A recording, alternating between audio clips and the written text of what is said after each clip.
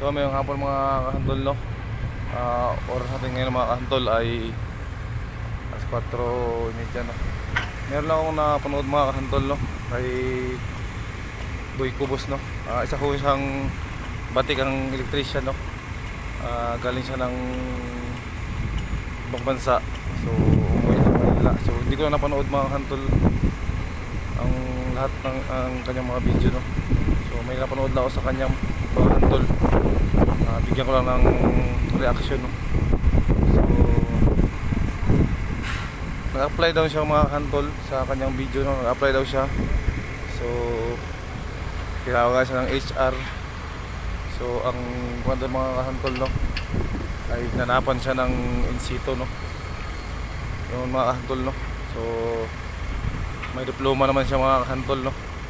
So sa panahon ngayon mga kahantol sa Pilipinas mga kahantol, no, at kung mag-apply ka karpintero mga kahantol, tapos kung ano man, kung electrician ka man, kung mason ka man, dito mga kahantol, no, hinahanapan ng mga in situ, no. Pero lang mga kahantol ko sa mga Negros.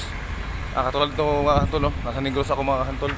Ako mga kahantol, no, nasa akong construction boy din, no. Isa din ako sa mga construction, no. Nasa Negros, no. Dati nasa Manila ako. Ngayon nasa nasa Negros. So ngayon mga kahantol, no, balik tayo sa topic, no, doon kay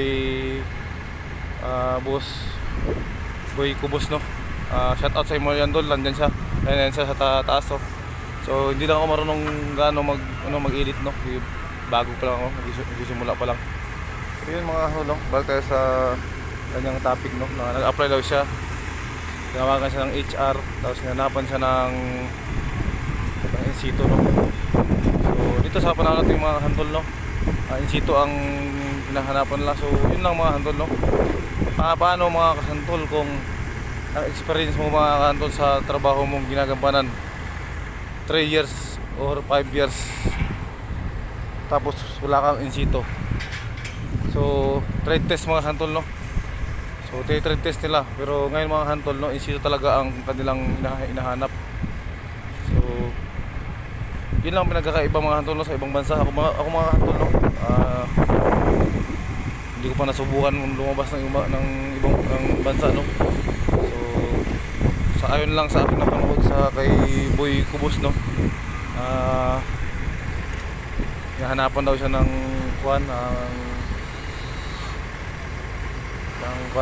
in situ. So sa Pilipinas mga kahantol, no, yun talaga ang kadalasang hinahanap nila pag nasa Manila ka mga kahantol. Yung iba siguro hindi, dahil siguro mababa lang ang sweldo. So dito sa Negros mga kahantol, hindi, bihira lang ang naghahanap ng in situ mga kahantol. So yun, no, shout out dyan sa'yo Boy Cubos, no. At maraming salamat sa mga video mo, no. So napanood ko lang to. So pasensya na kung hindi ako napagpaalam sa'yo banggitin ang pangalan mo sa aking page, no. So hingila ako ng dispensa. So yun, no, maraming salamat, no.